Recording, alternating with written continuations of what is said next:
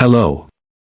Today General Hospital will reveal as dusk fell over the rolling hills of the Italian countryside, the warm light from the setting sun bathed the world in a golden hue, casting long shadows across the lavender fields that stretched beyond the villa where Leslie had spent her final years. It was in this serene setting, far removed from the bustling, unforgiving demands of Port Charles, that Laura found herself overcome by a grief so profound it seemed to seep into her very bones. For years she had stood firm in the face of crisis, holding her city and family together through every imaginable trial, but now she was unmoored, untethered, and quietly unraveling from the inside. The woman who had so often been seen as the rock of her community, the backbone of her family, now found herself silently breaking beneath the weight of a loss that no words could ease. The call from Marcello had shattered the rhythm of her life like glass hitting stone. His voice, usually measured and refined, was almost unrecognizable through the anguish. He had found Leslie that morning, still and peaceful in their shared bed, a faint smile lingering on her face as though she had passed while dreaming of something beautiful. There had been no hospital, no final medical diagnosis, no farewell. Just an end, quiet and absolute. The suddenness of it all left Laura staggering, gripped by a panic that went beyond mourning. There had been so many things unsaid, so many visits postponed, so many moments lost to the obligations of public service. And now, none of them could be recovered. The ache was not just sorrow, it was a sense of failure, a deep and gnawing guilt that she had let her mother die alone. She made arrangements swiftly, quietly. There were no statements to the press, no farewell speeches, no ceremonial transfer of duties. The very city that had demanded so much of her would have to find a way to carry on without her for now. She left Port Charles under a veil of silence, her departure unnoticed by most, as if she had vanished into a shadow. But Laura didn't care about the optics. All that mattered was reaching Italy, reaching her mother, if not in life, then at least in memory, in presence, in reverence. Lulu and Elizabeth insisted on accompanying her, offering support not with empty condolences but through a shared, steady presence that asked for nothing in return. They flew together in silence, the grief thick between them, each woman lost in her own thoughts but bound by loyalty to Laura and to Leslie's memory. The journey was long, but Laura barely registered the passing time. Her mind kept replaying old memories like faded home videos. Leslie's laughter, the way her hands moved when she explained something, the warmth of her embrace during childhood illnesses, her steady voice during life's upheavals. Every small detail became monumental in the face of finality. Arriving at the villa was surreal. It was as though the house still breathed Leslie's spirit. The garden was in full bloom, vibrant with white roses and purple wisteria. Inside, everything was just as Leslie had left it. The books she loved neatly stacked beside her reading chair, a half-knitted shawl still resting in a basket, the scent of her favorite herbal tea lingering faintly in the air. Marcello welcomed them with quiet sorrow, his eyes swollen from crying, his once graceful demeanor dulled by grief. He embraced Laura as if she were his own daughter and led her through the home, pointing out where Leslie had liked to sit, the meals they had shared, the songs she had hummed when she thought no one was listening. Every room was a shrine, and every memory Marcello shared was a sacred offering. The memorial service was planned with meticulous care and reverence. It took place in the garden where Leslie often sat watching the sunset, a place she had once called her sanctuary. The morning of the service dawned bright and warm, the sky an unbroken expanse of soft blue.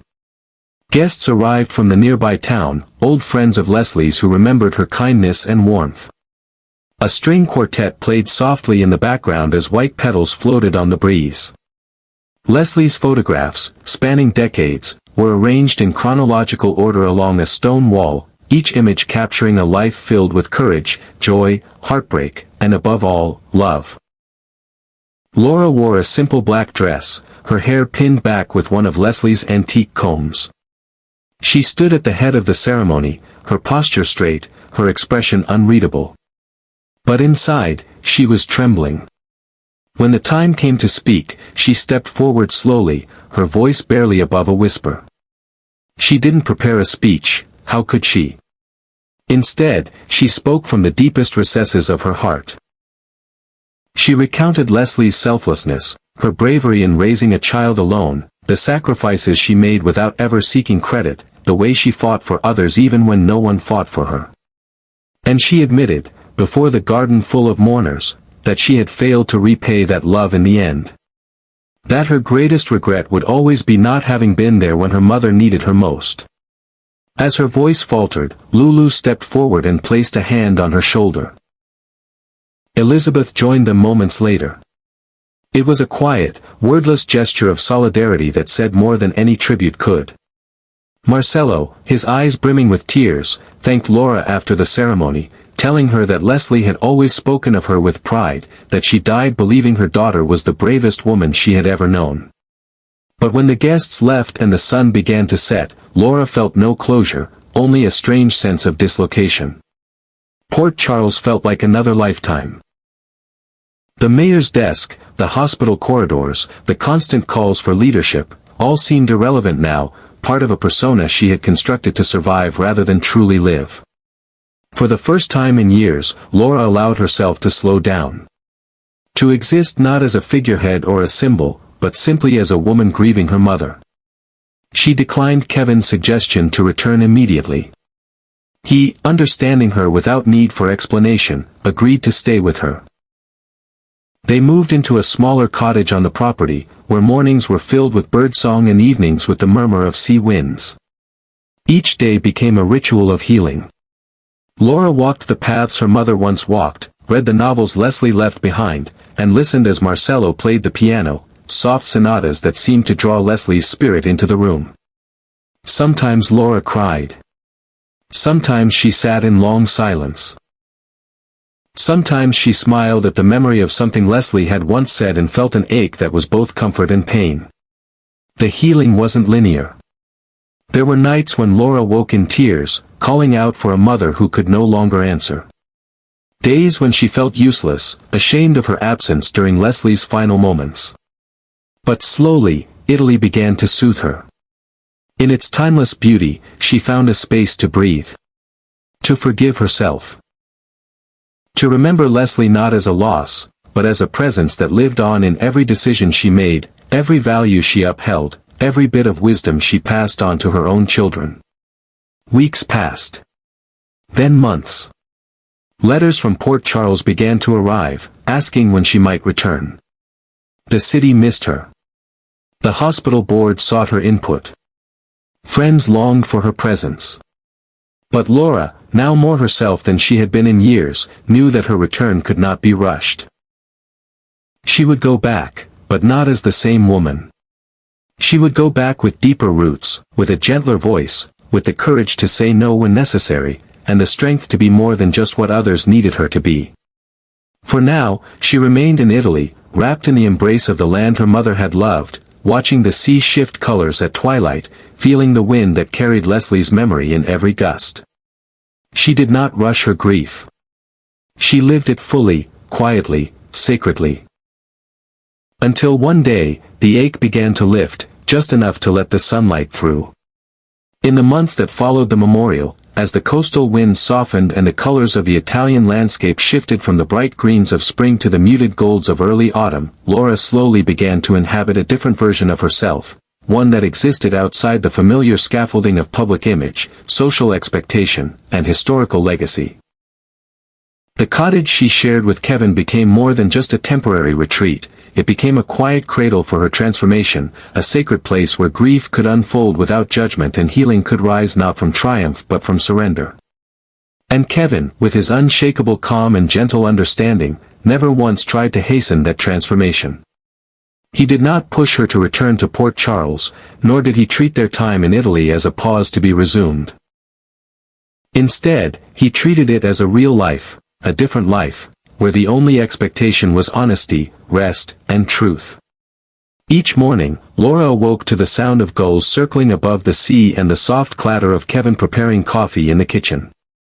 The ocean's rhythm became the new pulse of her days, each wave whispering lessons that Laura had never had time to absorb before.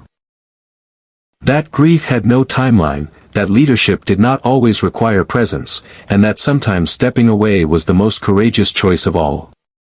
The sun would rise slowly over the horizon, casting its light through gauzy curtains that swayed with the breeze, and Laura would begin her morning ritual, sitting at the small desk in the corner of their bedroom, where a journal, now worn and thick with ink, lay open beside a vase of wildflowers Kevin picked from the cliffs each week. Writing had evolved from a therapeutic outlet into a mission of preservation.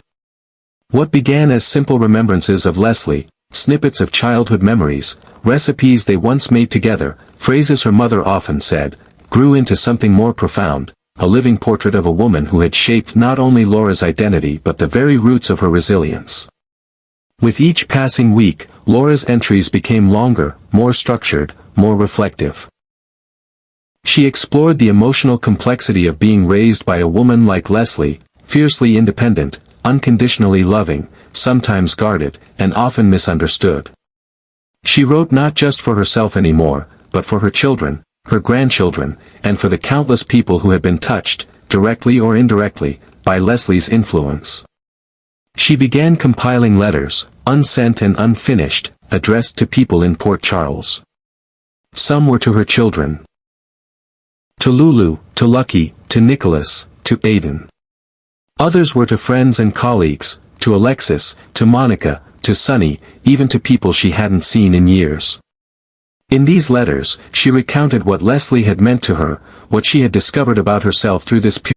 She tucked the letters away in a wooden box Kevin had given her, not certain whether she would ever send them, but knowing they carried a truth that needed a home. In the afternoons, Laura and Kevin would take long walks along the rocky coastline. They spoke sparingly, sometimes walking for miles without exchanging a word. The silence was never heavy, it was meditative, a kind of mutual reverence for the inner work they both knew Laura was doing. Occasionally, they would stumble upon an old monastery, a farmer's market, or a tiny chapel tucked into the hillside. Laura found herself drawn to these places, not for their religious significance, but for the stillness they offered. She would light candles for Leslie in quiet alcoves, letting the flame symbolize both the ache of absence and the enduring presence of love. In the evenings, the cottage glowed with the warm light of oil lamps. Kevin would cook simple meals. Roasted vegetables, fresh bread, grilled fish, meals that reminded Laura of summers long past when life seemed more immediate, less burdened by duty. They would eat outside beneath a canopy of stars, the table covered in mismatched dishes and flickering candles. Music drifted from the old radio inside, sometimes Italian ballads, sometimes classical sonatas.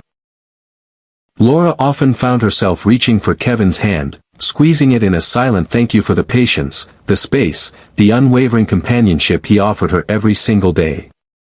Yet grief, like the sea, is never linear.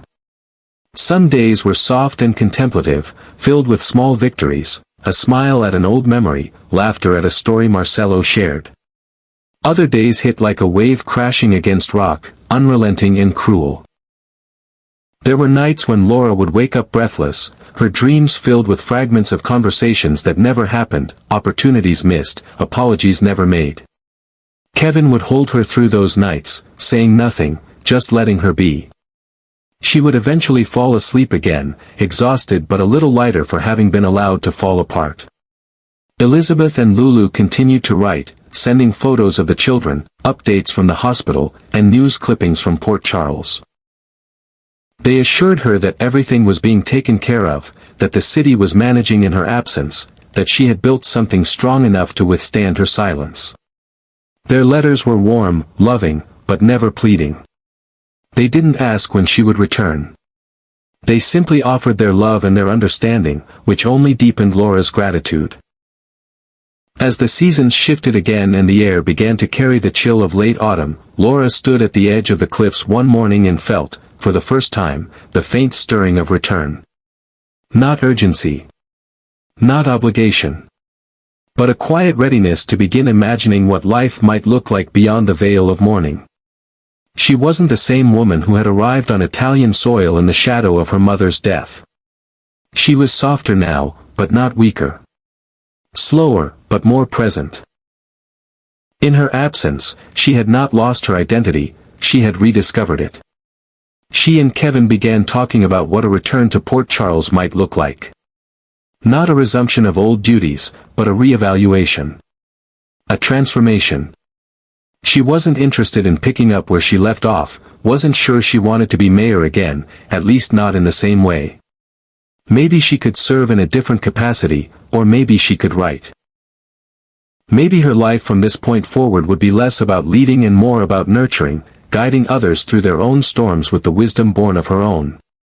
But there was no timeline. No deadline.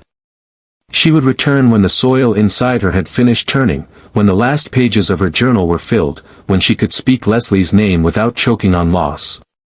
Until then, she would remain by the sea, in the cottage where memory and love held her gently each day.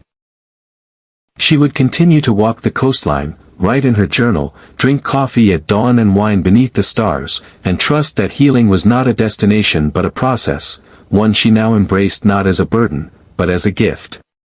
And so Laura stayed, each day honoring the woman who raised her, the woman she had been, and the woman she was becoming. In her stillness, she found motion. In her mourning, she found rebirth. And in the quiet rhythms of a simple life by the sea, she finally found the space to breathe freely again. Though she never spoke it aloud, everyone who knew Laura understood the truth that lingered unspoken in her eyes, in the soft stillness of her movements, in the subtle change that had settled deep into her spirit. Laura might not return to Port Charles anytime soon. It wasn't defiance or abandonment. It wasn't a decision made out of spite or even fatigue. It was simply necessity. An emotional and spiritual necessity to remain where the noise of life couldn't drown out the fragile, vital echoes of grief and remembrance. She needed time, not a few days, not even a few months, but real, unmeasured time to heal in the most profound sense. Not to patch over pain, but to walk through it fully. To allow herself to feel the weight of losing the woman who had shaped her very being. She needed time to rediscover herself in the absence of her mother's guiding presence, to forgive herself for the years she believed she could have given more, and to embrace the simple act of being, without titles, without obligations, without expectations. As the seasons turned and the golden light of evening painted the sky in brushstrokes of orange, rose, and lavender, Laura often found herself standing on the small wooden porch of the seaside cottage she and Kevin now called home. The wind carried with it the scent of salt and wild thyme, and the gentle hush of waves breaking against the rocks served as a constant reminder that the world moved forward with or without her permission. On one such evening, with shadows stretching long across the earth and the air growing cooler with the approach of twilight, Laura stood in silence, a single photograph in her hand. It was an old picture of Leslie. Taken decades ago, long before time etched its mark on her face, before life had pressed its weight into her shoulders. In the photograph, Leslie's eyes sparkled with a quiet mischief, and her smile, full and radiant, seemed to hold 1,000 secrets. Laura's fingers tightened slightly around the worn edges of the photo. Her lips parted, and she whispered something into the wind, not loud enough for even Kevin to hear, not something she would ever repeat. It wasn't a goodbye, though. It wasn't final. It was a promise, perhaps. Or maybe a memory. Or a fragment of a prayer carried on the breeze toward something greater than grief. The sea responded with a gentle gust, tugging at the ends of her hair as if to say it hurt her, as if it, too, would hold her sorrow for a while.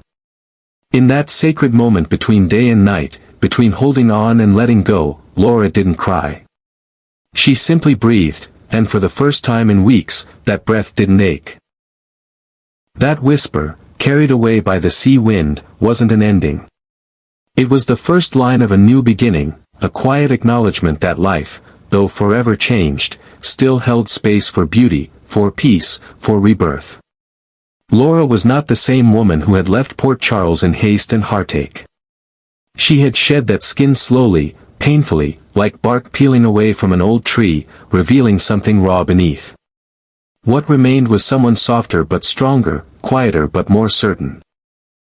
A woman who no longer defined herself by the roles others placed upon her, but by the tenderness with which she now treated her own heart. The world around her didn't rush. The sun set as it always had. The waves continued their ancient rhythm. And Laura, no longer desperate to return to who she had once been, surrendered to the healing that came with slowness, with solitude, with silence. The porch became her sanctuary. The wind, her companion.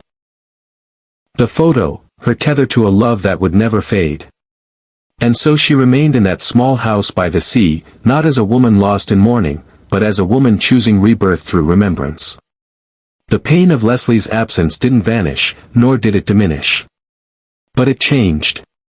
It became part of the architecture of her soul, woven into every breath, every decision, every smile she would allow herself in the days to come. This new chapter would not be written in proclamations or grand declarations. It would be written in slow mornings, in journal pages inked with memory, in quiet walks beside Kevin, and in the ever-present knowledge that love, once given, never truly dies. What began as a retreat from pain had become a home for healing.